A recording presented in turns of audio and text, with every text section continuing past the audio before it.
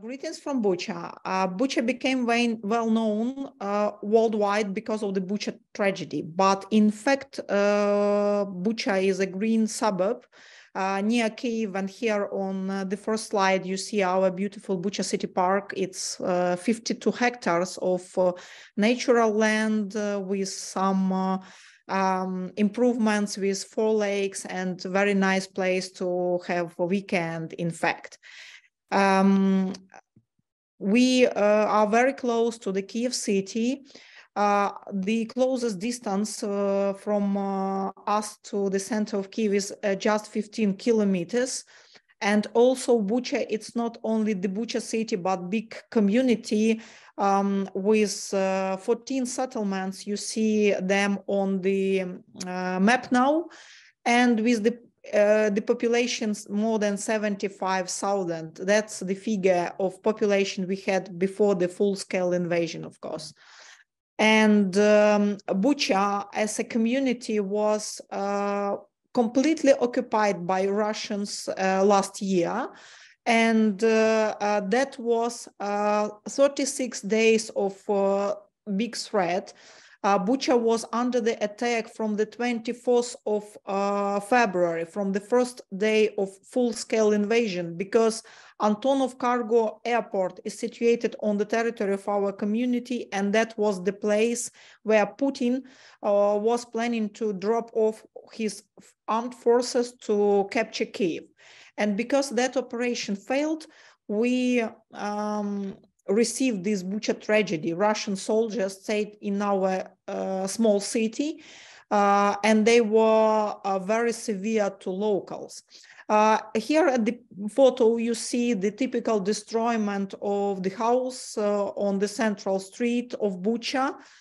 And what should I say now, that if Bucha itself had the population 55,000 as a city, after the occupation on the Liberation Day, a bit more than 3,000 left. So it was almost completely evacuated. So a year ago, we received empty city without infrastructure, working infrastructure, without electricity, gas, central watering system. And the first challenge for the local community was to bring life back to the city. This is Vokzalna Street, also one of the central streets of the of Bucha, and you could see at the picture how it looked like on the Liberation Day. And of course, the biggest threat for us was to work with victims, and even now we feel this threat because nobody wants to live at the place of tragedy, and we have to investigate war crimes and work with the families who had losses. I show you several pictures. I'm sure you saw them before, but just to remind you how it was. This is all these pictures are from Yablonska Street. We are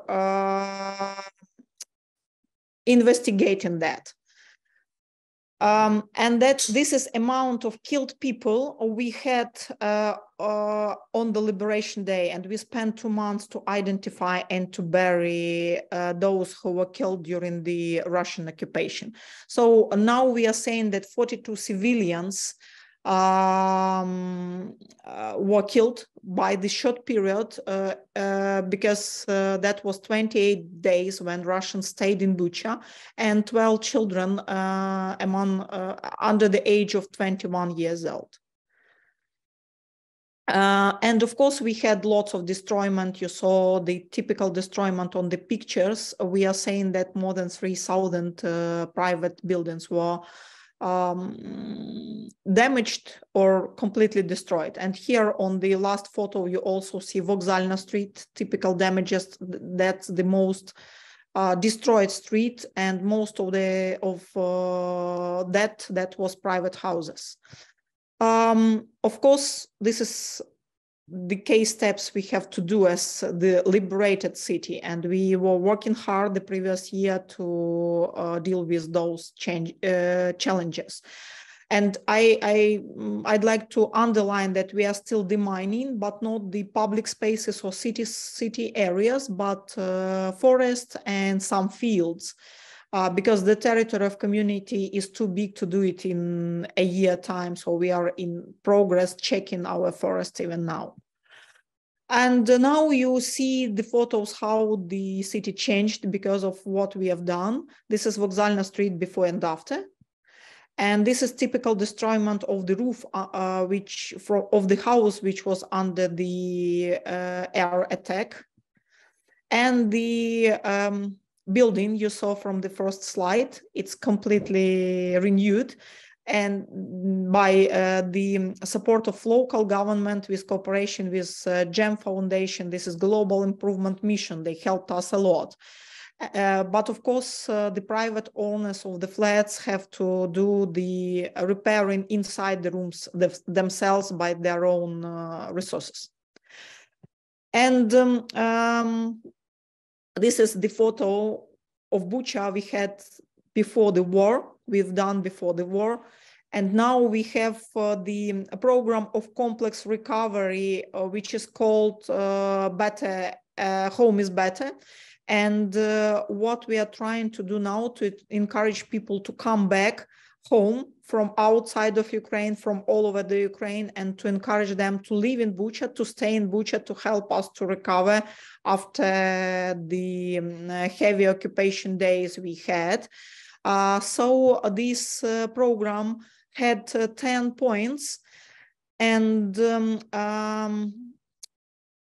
if we are in very good progress with repairing, as you saw from my presentation, but we still need resources to improve the infrastructure, to be more efficient in energy.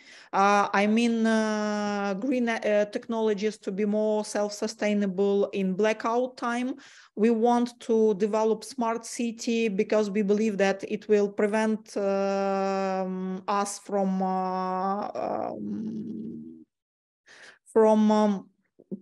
air attacks, and we could be more quick, and we could govern our city even from outside of the city as it was during the occupation days.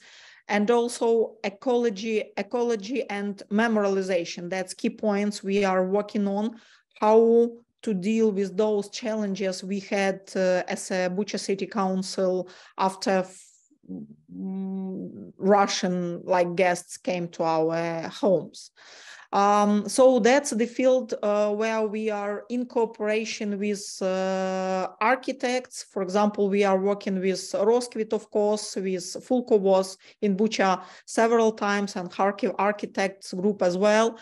And also we are working with a group of French architects. We are trying to build, to do a project to rebuilding French corner in Vorzel, which is the nearest township to the Bucha, and it was also under the occupation. And we believe that this philosophy to build Bucha back better will encourage people to come, will encourage to come back, will encourage to live here in Bucha. And the idea is to create a smart space for living instead of this reputation of tragedy city, not to conserve this reputation like it was done, for example, in Chernobyl. That's only the association with the tragedy, but also become the symbol of recovering and the symbol of future successful Ukraine. That's our dream. And that's where we need international support, we need international attention, and we are very happy to be part of this conference. We are happy that you listen to us, and everybody is very welcome here in Bucha to help us on our way of recovering. So we have this slogan, together we will do more. We created for our community after decentralization reform to gather the community, to gather all these 14 settlements in one. But now we use it for our foreign partners to encourage them to come and to help us. for future living, because we believe that Bucha, it's a small model. If we reconstruct Bucha in a proper way, we could reconstruct every small city all over the Ukraine, and we have a big request and big need in that after our great victory. We all believe here in. So thank you very much. And if you have any questions or if we could have a chance to have a discussion, I'm ready to answer. Thank you so much, Pani Mykhailyna.